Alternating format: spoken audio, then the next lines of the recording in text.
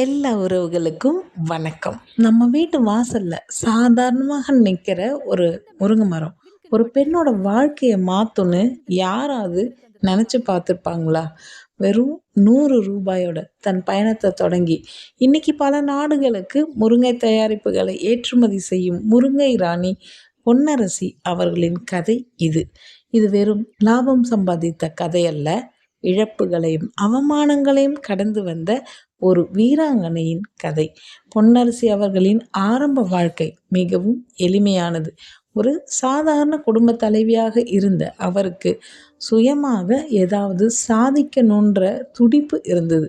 அவருடைய குடும்பம் மிகவும் ஏழ்மையான விவசாய குடும்பம். வீட்டில் பெரும்பாலும் வருமானம் குறைவாகவே இருந்தது. அவரது பெற்றோர் தினமும் வயலில் உழைத்தாலும் குடும்பத்தை நடத்துவது மிகவும் கடினமாக இருந்தது. அவர்களின் வீட்டில் இருந்த ஒரு விஷயம் மட்டும் எப்பவும் கிடைச்சிது. அதுதான் முருங்கை மரம்.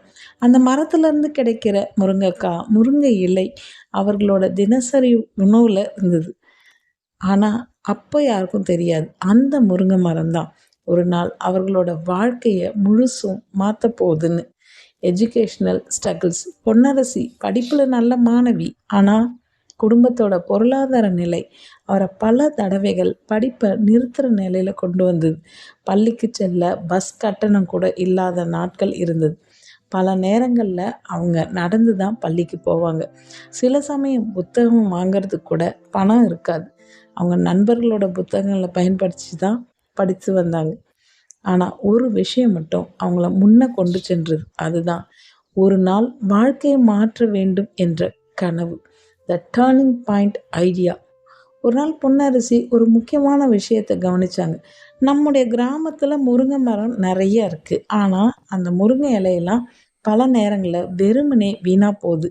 அப்போ அவருக்கு ஒரு கேள்வி தோன்றியது. ஏன் முருங்கை? இந்த கேள்விக்கு அவர்கிட்ட ஒரு தெளிவான பதில் இருந்தது. முருங்கை ஒரு சூப்பர் ஃபுட்டு, ஆனால் அதோட மதிப்பு தமிழர்களுக்கு தெரியலன்னு வருந்தினாங்க. இந்த முருங்கையை வச்சு ஏதாவது உணவுப் பொருட்கள் தயாரித்து விற்பனை செய்ய முடியாதா? அந்த சிந்தனை தான் அவருடைய வாழ்க்கையின் முக்கிய திருப்பு முனை. வெறும் காயாக மட்டும் விற்காம அதை மதிப்பு கூட்டப்பட்ட பொருளாக, வேல்யூ ஆடட் ப்ராடக்ட்ஸாக மாற்ற முடிவு செஞ்சாங்க. முருங்கை டீ, முருங்கை பொடி, முருங்கை சூப்பு மிக்ஸ்னு ஒவ்வொன்றையும் அவங்களே பரிசோதனை செஞ்சு உருவாக்குனாங்க. Experiments in the kitchen. அவங்க முதல்ல வீட்டில் சின்ன சின்ன முயற்சிகளை தொடங்கினாங்க. முருங்கை இலைகளை உலர்த்தி பொடியாக மாற்றினாங்க.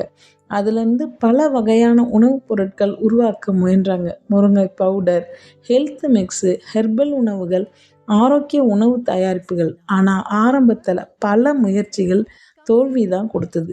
சில பொருட்கள் சுவையாக இல்லை, சில பொருட்கள் நீண்ட நாட்கள் கெடாமல் இல்லை. பல நேரங்களில் அவங்க ரொம்ப மனசு உடஞ்சி நின்றுனாங்க. ஆனால் முயற்சியை நிறுத்தவே இல்லை. Real struggles. பொன்னரசி வாழ்க்கையில் எதிர்கொண்ட சிரமங்கள் மிகவும் பெருசு. பணம் இல்லை, தொழில் தொடங்கிறதுக்கு பணம் இல்லாததால் சின்ன அளவில் மட்டும் ஆரம்பிக்க முடிவு செஞ்சாங்க. மக்கள் நம்பலை. பலர் சொன்னாங்க, முருங்கையை வச்சு யாரும் பெருசாக தொழில் செஞ்சு முடியாது. சந்தை பிரச்சனை. உருவாக்கிய பொருட்களை விற்க சந்தை கிடைக்கல. பெண் என்பதால் சவால்கள்.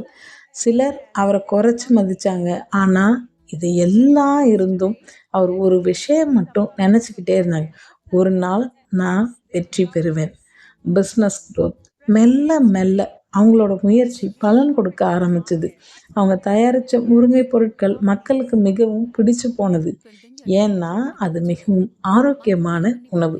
முருங்கையில் அதிக சத்து, விட்டமின்கள், உடலுக்கு நல்ல ஊட்டச்சத்து இவை இருக்கிறது மக்கள் அதிகமாக வாங்க ஆரம்பித்தாங்க. Global recognition. ஒரு சின்ன கிராமத்தில் தொடங்கிய அந்த முயற்சி இன்னைக்கு உலக சந்தையை அடைஞ்சிருக்கு. வெளிநாடுகளுக்கு ஏற்றுமதி செய்யறது அத்தனை எளிதாக இல்லை.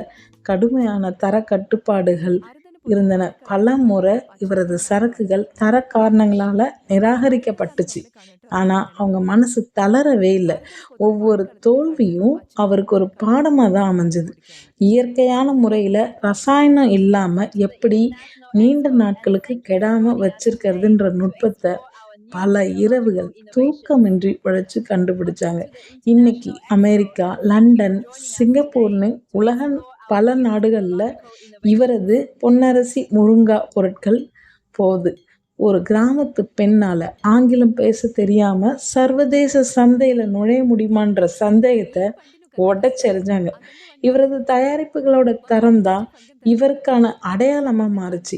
இதனால மக்கள் அவரை அன்புடன் ஆரம் என்னன்னு சொல்லி அழைக்க ஆரம்பிச்சாங்கன்னா, முருங்கை குயின், ஹெல்பிங் அதர்ஸ் உமன்.